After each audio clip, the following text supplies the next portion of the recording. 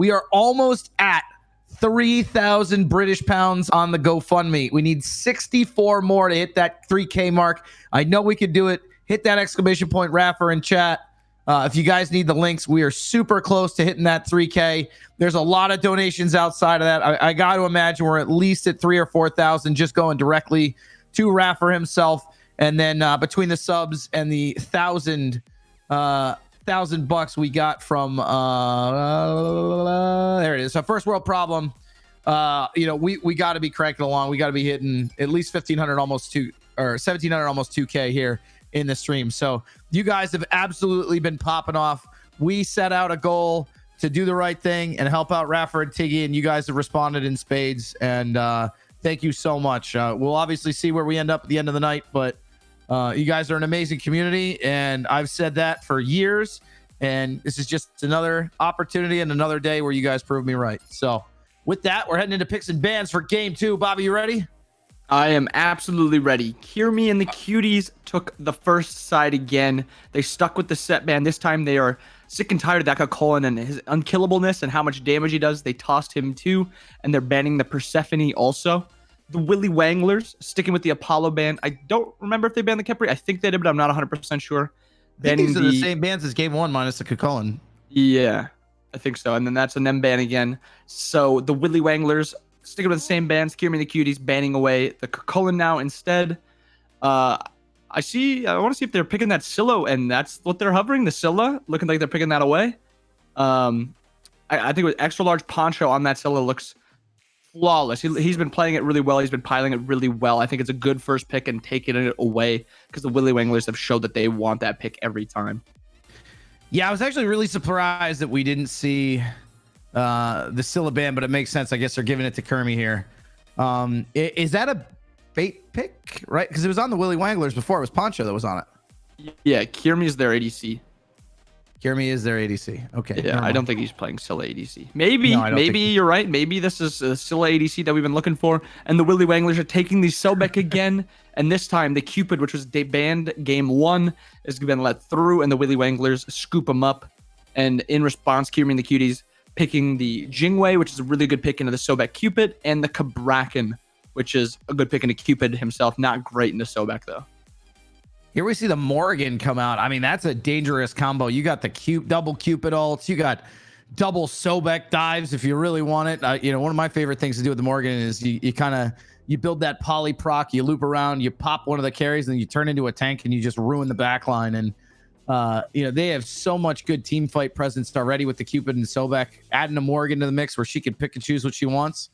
It's going to be interesting to see how the Willy Wanglers pull this off. And Cupid is allowed through because he's not a true healer. He's more of an in combat, not like full heal his team up type of healer. It's not what his kit's based around. We're basically just banning away gods that their kits are, a lot of it's based around healing. Bans away Susano Robin for the Willy Wanglers. That Robin, obviously we're not seeing Calypso on that anytime soon. And then Kirmi and the Cuties are banning away the Rat Hunbats. Doesn't leave a lot of junglers open for Calypso. I wonder what he's going to look for. Maybe that Pele, Thor. Oh, that's a spicy pick, mostly because I know Calypso can't play Thor, so we'll see how this works out for them. That is some desperation right there if you're digging that far into your god pool. I want to say the Willy Wanglers are going to pick the Pele here, but that's just because I know Poncho. Oh, no, was Poncho? Poncho midded last game. Poncho was mid. Never mind. Yeah. That's a spicy Thor pick. I'm actually not sure I really like that. I do not like the idea of picking Thor when you got a Morgan on the other side of the map. It's basically giving them a free ult. True. Also, this Morgan has got a ton of just good picks to turn into this entire game. Got good backline gods to turn into. Can peel a little bit if she needs to. Can dive. The one thing you're kind of missing now on the Willy Wanglers team is some sort of secure on objectives. But now you can turn into the Scylla to try to secure. And the Willy Wanglers looking for their jungler, hovering the Kamazots, and they're locking in the Kamazots. I think it's a good pick in this Scylla. I don't know about great.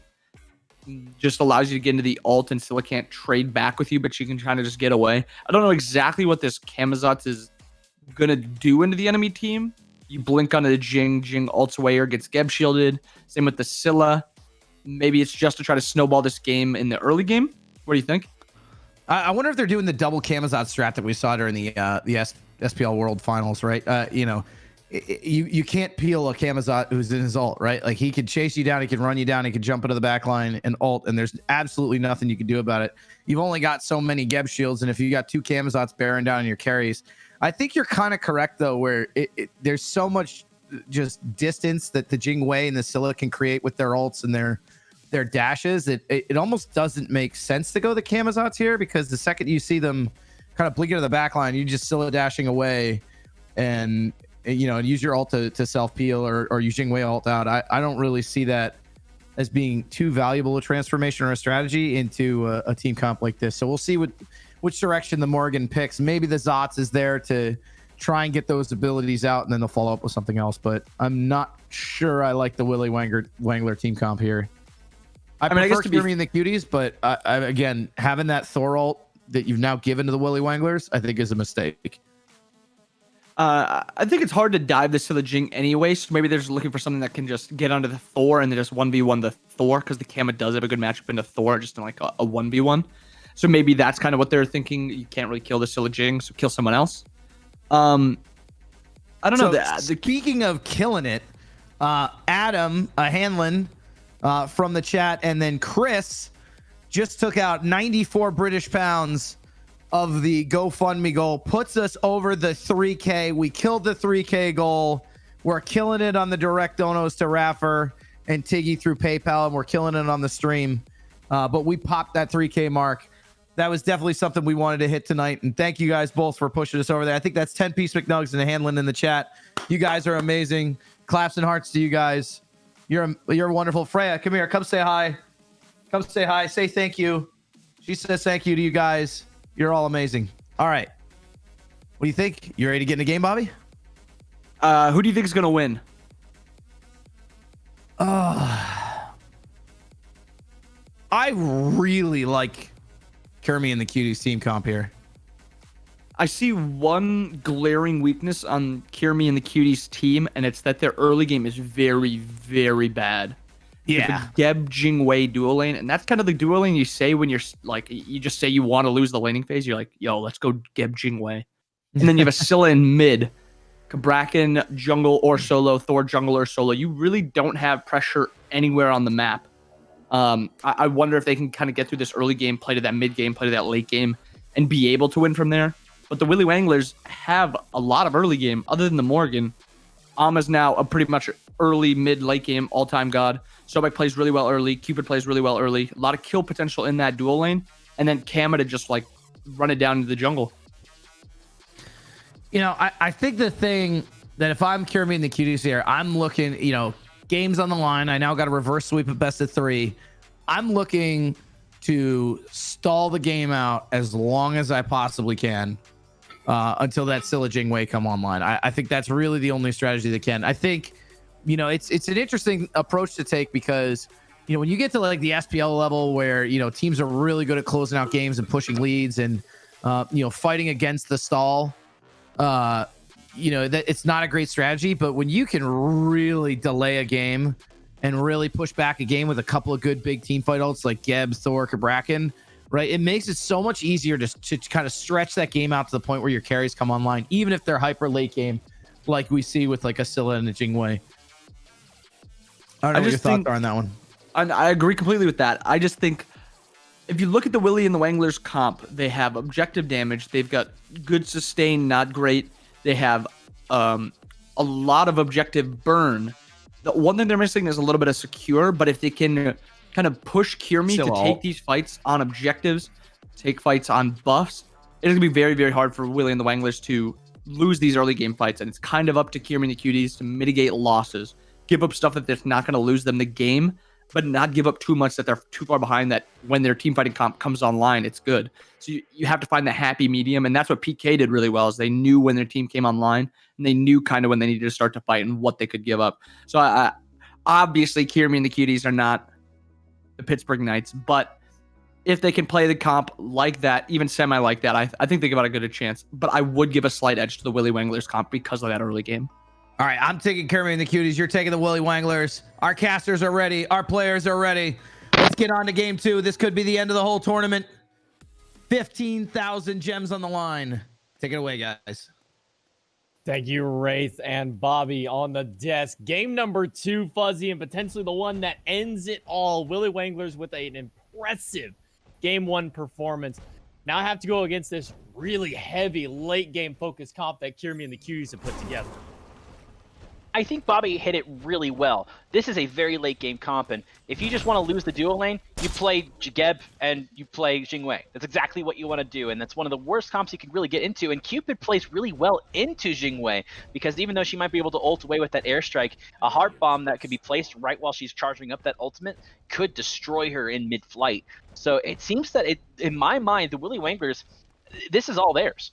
They have great setup from the Amaterasu, who's playing in the jungle, and they have a good, that's actually Kamazatsu in the jungle, and then Amaterasu solo, but even still, great setup from the Amaterasu. They don't have a really lot of setup from this Bracken, and it just seems like that really they're trying to play through Calypso, and if Calypso plays really well for QB and the Cuties and gets to that level 5 and is able to get those great gank softs for the damage, great, but if he can't, this is disaster for Kirmi and the Cuties, and I really think that the Willy Wanglers can just take advantage of that. I think the important thing to remember, though, is even if this game does go late, yes, it's going to benefit Kirmi and the Cuties very heavily with almost a full late game team comp here. But you got to look to the flip side. There's an Amaterasu and a Morrigan. We know just how good Amaterasu can get into the late game when you can have 2 of them. Spirit of Book taking a lot of poke here. Kirmi needs to find one more hit. Gets the shot with the upper. Oh, no! It's not enough! I thought the Shockwave was going to kill, but the health potion ticking out of the Sobek. Spirit of Book just able to get away from there. I did not think he was living that. Don't you remember what I said earlier? They just never seem to have enough damage to kill the tanks. And even at level 2, they can't do it. It was so close, but you know, Spirited Book with that health pot ticking is like, I'm good. I'm not dead. I'm fine. And I know Spirited Book personally, and that's exactly what he's saying as he's going away. And even if he was to die, he'd be like, well, that was really close. And now they're giving great rotation on, giving a great pluck on. And oh no, my eggs is actually looking really weak on this map, but a rotation from the the solo lane. Yeah, Chevy's just gone. Red buff bandit picking up the first blood. Yeah, Bracken not really known for his level 1, 2, and 3 against 2 people. He already used his tremors to kind of group up the minions there, and well, once you lose your tremors, your stun is conditional. At least one of your stuns is very conditional. And if you have to turn around and use your mobility-based one with your first ability, now you're losing your escape. And if you have to turn around and use your cone one, well, if you don't have it ready, it's not going to pop off onto that one. So he just has nothing to defend against an Ama Kamazats. Yeah, and Ama, you usually when you play Ama, it's lose lane, win game.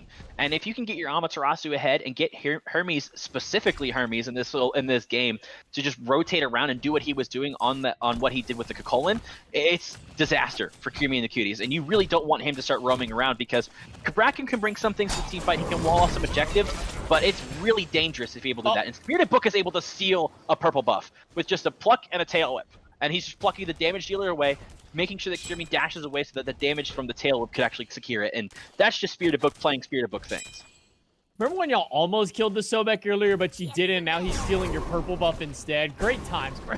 We're just having a great time around here, aren't we? The dual lane, it's always that way. It's like, oh, well, I'm going to play Geb Jingwei.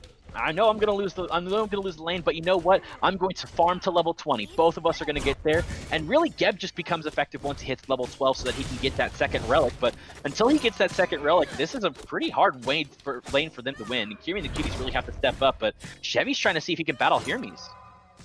Season 8 Season Pass up for a giveaway now. iRAFFER in all caps in the chat for a chance to win. Must be following iRAFFER and Tiggy on their Twitch channels in order to have a chance to win onto that one. So if you want a chance to win a Season 8 Season Pass, it's a weird one to say. iRAFFER in the chat in all caps. First blood on the board for Willy Wanglers here, giving that one over to Red Buff Bandit. Who better to get it onto than your jungler, who you need to help carry you through this early stage of the game? Yeah, and really the focus for me is going to be on these junglers. Both junglers have proven that they can carry games, and who is the jungler that's going to stand out the most? Right now, it needs to be Calypso. If they want to get to the late game, Calypso has to play through this level 5. He's got the Thor ultimate to be able to get up in there and make sure that he can dive onto Large Poncho, because if you can shut down Large Poncho, you can potentially win this game. And if Big Mark can actually pick up some kills in this early stage, then who knows? They might be able to get even more. Spirited Book is trying to look for a pluck, but recognizing that, oh no, my eggs is now here, he's not going to go for it. I like how he stood at the tower line the entire time. Like, yeah, Big Bar can't do anything to me. Oh no, my eggs is here. Okay, whatever. Just slap him and walk away. I mean, he's standing at the tower line at level 4, and there's nothing that Kirmi and the Cuties can do because Big Bar didn't have the mana to fight against him. Calypso's nowhere to be found at the moment. And what's a Geb gonna do to a Sobek this early? Nothing. I mean, this is just the level of pressure that they have. Yeah, and the pressure is exactly what they have been playing for the first game, and it's exactly how they're playing for the second game. Look at this. Now Spirited Book is making a rotation because now Chevy is the target for the rotation. Oh no, my eggs is trying to make a rollout. He's going to blink a Cataclysm and able to get the kill. Thor's coming in with Calypso. The 2-man wall stun, and this could spell really good for Kirmi and the Cuties.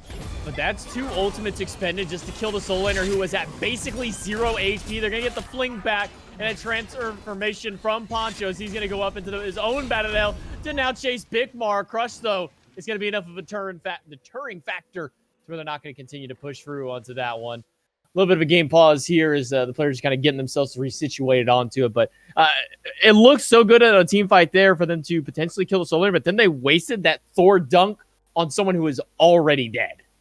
And that's just what you don't want if you're the Kirmi and the Cuties. You want that Thor dunk to be able to start a fight or secure a fight someone who's already getting away. And the fact that they burned it on just someone who is already dead and who was going to die just doesn't really work out for them. So hopefully they can fix some of those problems right there. Calypso is still the only person to get a pentakill in this whole tournament, and he's shown that he can carry these games, but it seems like the Willy Wanglers just have a great team fight, and Spirited Book is just, I don't know if he's making the calls or whatnot, but he seems to always be in the right place at the right time. And Hermes is just making sure that he is always consistently with his team. Those two together are just a dynamic duo. Now, just a reminder, you can't actually kill with Cataclysm there. So I really feel that the Blink Cataclysm Shockwave was a total waste onto that. I think the Blink Shockwave would have been more than enough to get the kill. Maybe he didn't think the range was going to be enough for the Shockwave, the extra range, but if I'm not mistaken, they did recently buff the Shockwave to where I think the least that it does is like 75% damage onto it. I'm almost positive Shockwave would have been enough to kill. Maybe I'm dumb. Who knows onto that one? That's why I just shout the words instead kind of thing. But utilizing Cataclysm on one target at 2% health is just not efficient use of that probably best team fighting ultimate in the game from a support. Well, and then on top of that, expending the Thor ultimate. Yeah, I think what they were trying to do is they were setting up the Cataclysm because they wanted to make sure that they could secure the kill for the Thor. They've already dashed away. They already used their escape.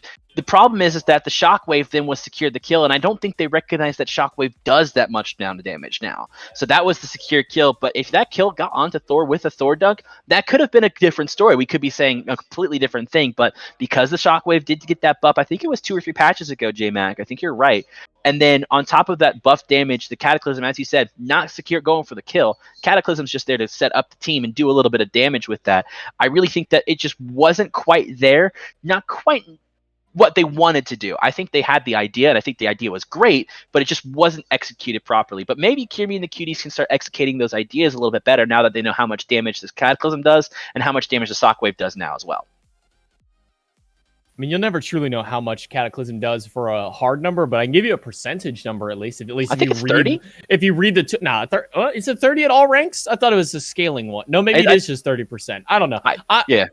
Look, all I know is it does percent health, and the more health they have, the better it is for you. So you want to ideally not hit them with it at 2% health. That's the point we're trying to make onto that one. Now that they know how much Shockwave damage does, which you should know onto that one, maybe they won't make the same mistake twice. I think a little preemptive on the Thor ultimate as well. Didn't realize they were going to secure onto that one. But it's going to be a little bit of a pause on this one. We are going to throw it over into the desk real quick, just so that way we can kind of update you guys on how everything's been going through. So we're going to throw it back over to Wraithyn and Inbound.